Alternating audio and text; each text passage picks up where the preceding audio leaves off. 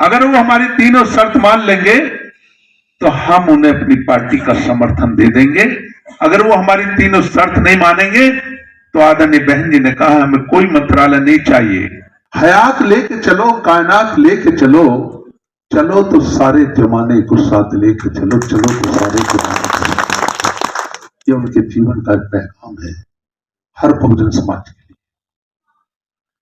आदरणीय बहन जी ने बचपन से ही संघर्ष किया, हमारे साथियों ने उसके बारे में बताया, लेकिन मैं थोड़ी सी ऐसी बात आपके बीच में रखूंगा जो उन्होंने उनके जीवन से थोड़े से, बहुत सारे मामले हैं लेकिन थोड़े से मामले में रखूंगा। आदरणीय बहन जी ने जब राजनीति में कदम रखा तो कई बार चुनाव लड़ी और चुनाव हार गए। पहली बार 1989 में बिजनौर से सांसद चुनी गई और जब सांसद चुनी गई तो 3 सांसद चुनकर आए बहुजन समाज पार्टी के। जनता दल का दौर था, वीपी सिंह सरकार बनाने जा रहे थे, उन्हें एक सांसद की जरूरत थी, तो उन्होंने साहब को टेलीफोन किया कि साहब अपनी पार्टी का समर्थन हमें दे दो, हम बदले में आपको 2 मंत्रालय देंगे, एक कैबिनेट मंत्रालय, एक राज्य मंत्रालय। कैबिनेट मंत्रालय में जो मंत्रालय आप चाहें ले सकते हैं, रक्षा मंत्री से लेकर नीचे तक जो आप चाहें वो ले सकते हैं, और राज्य मंत्री जो भी हम चाहेंगे वो मिल जाएगा। तो साहब ने कहा कि मैं कल सोच के जवाब दूंगा। शाम को बैठे, मशवरा हुआ, आदरणीय बहन जी ने कहा कि मंत्रालयों से हम लोगों को कम फायदा पहुंचेगा, क्योंकि नाम होगा मंत्रालयों का लेकिन काम नहीं होगा। हमें कुछ ऐसा सोचना चाहिए कि अगर हम इस पार्टी को समर्थन दें तो हमारे जो बहुजन समाज के लोग हैं, हमारे मिशन जो है, ये पार्टी जो है, हमारे मिशन जो महापुरुषों से जुड़ा हुआ है, कोई ऐसे कदम उठाने चाहिए, कोई ऐसा प्रस्ताव हमें रखना चाहिए ताकि हमारे इन कमजोर, मजलूम, बेसहारा लोगों का हौसला बुलंद हो जाए। तो फिर तय हुआ कि वीपी सिंह के सामने हम 3 शर्त रखेंगे। अगर वो हमारी तीनों शर्त मान लेंगे तो हम उन्हें अपनी पार्टी का समर्थन दे देंगे। अगर वो हमारी तीनों शर्त नहीं मानेंगे तो आदरणीय बहन जी ने कहा हमें कोई मंत्रालय नहीं चाहिए, ना हमें गृह मंत्रालय चाहिए, ना विदेश मंत्रालय चाहिए, हम अलग बैठ कर अपनी बात रखेंगे। जब फिर बात हुई तो साहब ने कहा कि हम तुम्हारी पार्टी को समर्थन देने के लिए तैयार हैं, तुम्हारी सरकार को समर्थन देने के लिए तैयार है, लेकिन हमारी 3 शर्त हैं, उन्हें आपको मानना होगा। तो उन्होंने कहा कौन सी 3 शर्त हैं? तो उन्होंने कहा पहले नंबर की शर्त, जो हमारे देश में रहने वाले इन 90-85% लोगों को इंसानियत की जिंदगी देने वाले, इंसानियत का पैगाम देने वाले 90-85% कमजोर, मजलूम, बेसहारा लोगों की लड़ाई जिन्होंने लड़ी, जिन्होंने जताया, बाबा साहब डॉक्टर भीमराव अंबेडकर जी को आपको भारत रत्न से नवाजना होगा। पहली बात। दूसरी हमारी शर्त यह होगी, जो ये हमारे पिछड़े समाज के भाई हैं जो आज भाजपा के नारे लगा रहे हैं, अगर इन्हें सम्मान दिलाने का काम किया है तो मान्यवर काशीराम और बहन कुमारी मायावती जी ने दिलाने का काम किया इन्हें। दूसरी हमारी शर्त यह होगी, जो हमारे पिछड़े समाज के भाई हैं, इनकी मंडल कमीशन की रिपोर्ट पेंडिंग पड़ी है, आपको इनकी मंडल कमीशन की रिपोर्ट अपनी सरकार आते ही लागू करनी होगी। ये दूसरी हमारी शर्त होगी। तीसरी हमारी शर्त होगी, लाल कृष्ण आडवाणी इस देश में रथ यात्रा लेकर निकले हैं, राम मंदिर का एजेंडा लागू कराना चाहते हैं जिससे मुसलमान भाइयों की भावनाओं को ठेस पहुंचेगी, जो आज सपा के नारे लगाते फिर रहे हैं। अगर इनकी सच्ची कोई हमदर्द है तो आदरणीय बहन कुमारी मायावती जी है, मान्यवर काशीराम। इनकी भावनाओं को ठेस ना पहुंचे। आपको किसी भी हालत में राम मंदिर का एजेंडा पास नहीं होने देना है। ये 3 शर्त साहब ने रखी। वीपी सिंह ने तीनों शर्त मान ली।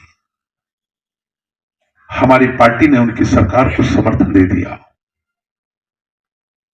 आज कोई कुछ भी कहे कि बाबा साहब को उन्होंने भारत रत्न से नवाजा, अगर किसी ने नवाजने का काम किया है तो आदरणीय बहन कुमारी मायावती जी के प्रयासों से बाबा साहब को भारत रत्न से नवाजा गया है। मंडल कमीशन की रिपोर्ट मान्यवर काशीराम और बहन कुमारी मायावती जी की बदौलत मिली है।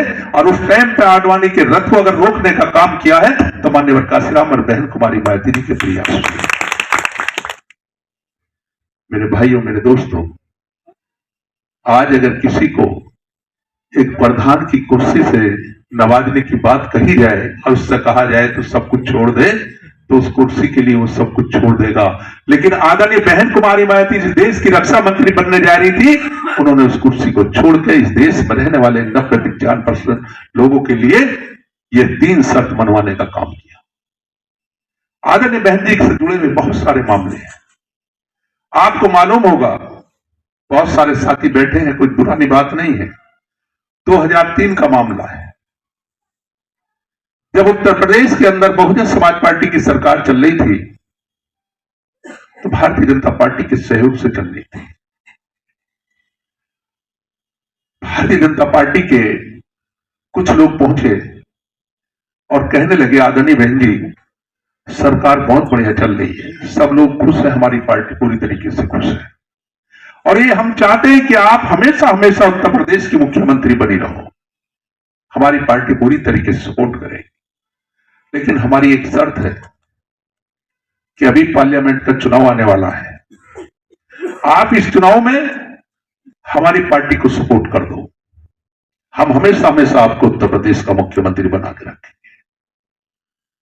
आदरणीय बहन जी ने कहा कि ऐसे कैसे हो सकता है? आप ये सोचते हो कि उत्तर प्रदेश की कुर्सी के लिए मैं, जो हमारे महापुरुषों ने अपने खून से सींचा है इस मिशन को, इसे तुम्हारे पास गिरवी रख दूं? मैं ऐसा नहीं कर सकती। मैं इस मिशन के साथ कोई धोखा नहीं कर सकती। इस मिशन को पीछे नहीं जाने दूंगी, चाहे कुर्सी मेरे पास रहे ना रहे। भारतीय जनता पार्टी के लोगों ने कहा कि अगर आप ऐसा नहीं करोगी तो हम तुम्हारी सरकार से समर्थन वापस ले लेंगे।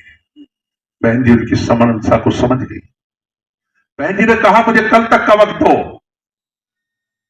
कल आने से पहले आदरणीय बहन जी ने फैसला कर लिया कि मैं इस मिशन के साथ कोई समझौता नहीं कर सकती। उत्तर प्रदेश की कुर्सी की बात छोड़ो, अगर ये दुनिया की कुर्सी भी मुझे दें तो मुझे वो मंजूर नहीं है इस मिशन के। अगले दिन सुबह को गया, इस्तीफा दे दिया उत्तर प्रदेश की कुर्सी से और कहा कि मैं अपने महापुरुषों के खून से सींचे हुए पौधे के साथ कोई इस कुर्सी के लिए कोई समझौता नहीं कर सकता। और फिर कैसे हालात पैदा हुए आपको अच्छी तरीके से मालूम है कि कैसे हालात पैदा हुए। यही भारतीय जनता पार्टी समाजवादी पार्टी से मिल गई और भारी तादाद में हमारे विधायकों को तोड़ लिया गया। हमारी पार्टी के विधायकों को काफी तादाद में तोड़ लिया गया और समाजवादी पार्टी की सरकार बना दी गई। आदरणीय बहन जी पर संगीन अपराधों में मुकदमे कायम किए गए। ताज कॉरिडोर जैसे मामलों को दोबारा से खोल दिया गया। सीबीआई के छापे हर जगह डाले गए। और कैसे हालात पैदा हुए कि उसी वक्त मान्यवर काशीराम जी को ब्रेन हेमरेज हो गया।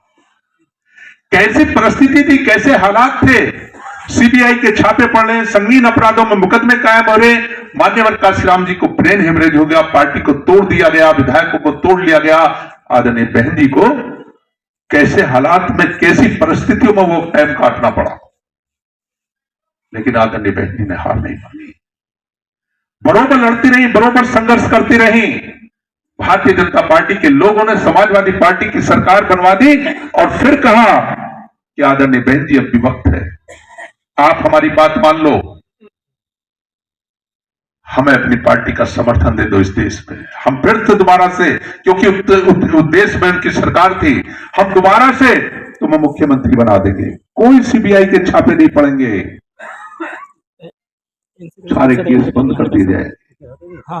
आदरणीय बहनी ने कहा कि भाजपा के लोगों कान खोल के सुन लो, आई केस लगाओ, चाहे सारी उम्र मुझे जेल में डालो, जब तक मेरे अंदर खून की एक बूंद है मैं अपने इस महापुरुषों के मिशन को सींचती रहूंगी, इससे कभी